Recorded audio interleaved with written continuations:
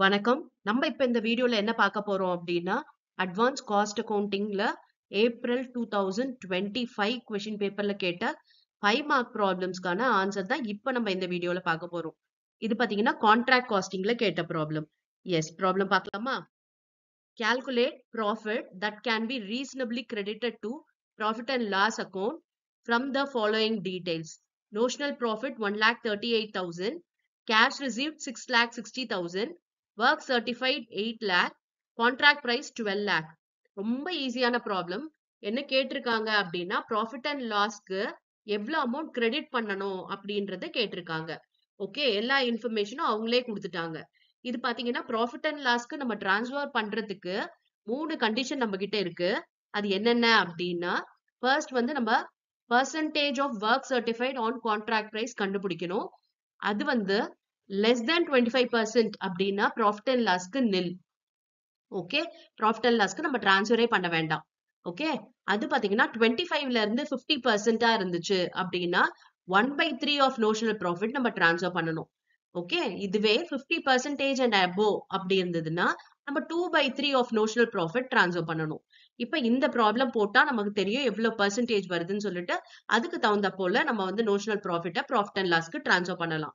S, பார்க்கலாமா? பாருங்க, first வந்து percentage of work certified on contract price. Work certified பாருங்க 8 lakh, கான்ட்ராக்ட் பிரைஸ் 12 lakh. அப்ப 8 lakh டிவைடட் பை 12 lakh போட்டோம்னா 66.67% வந்துருச்சு. ஓகே, திஸ் இஸ் மோர் தேன் 50% இல்லையா? 50% விட இந்த 66.67ன்றது ஜாஸ்தியா இருக்கு. சோ நம்ம எவ்வளவு பெர்சன்டேஜ் வந்து நம்ம டிரான்ஸ்ஃபர் பண்ண போறோம் அப்படின்னு பாத்தீங்கன்னா 2/3. ஓகே, பாருங்க, more than 50%ன்றதுனால 2/3 of notional profit is transferred to profit and loss. Okay, அதுக்கான ஃபார்முலா போடுறேன் பாருங்க. notional profit into 2/3 into cash received divided by work certified.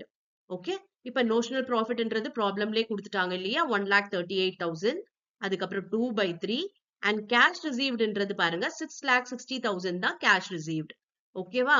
அப்புறம் work certified எவ்வளவு பாருங்க 8 lakh. ஓகே, இப்ப இந்த ஃபார்முலால சப்ஸ்டிட்யூட் பண்ணுவோம் பாருங்க.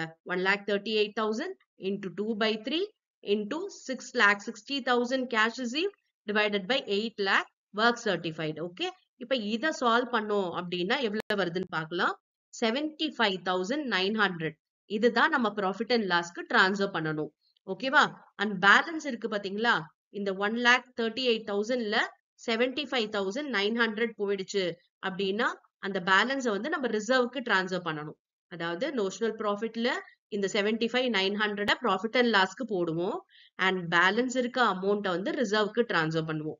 ஓகே, ரொம்ப ரொம்ப ஈஸியான ப்ராப்ளம் 5 மார்க் கொஸ்டின்ல கேட்டிருக்காங்க. எஸ், இப்ப நெக்ஸ்ட் பாத்தீங்கன்னா நம்ம வேற சாப்டர்ல இருந்து நம்ம ப்ராப்ளம் எப்படி சால்வ் பண்ணணும்ன்றத பார்க்கலாம். Thank you for your patient listening.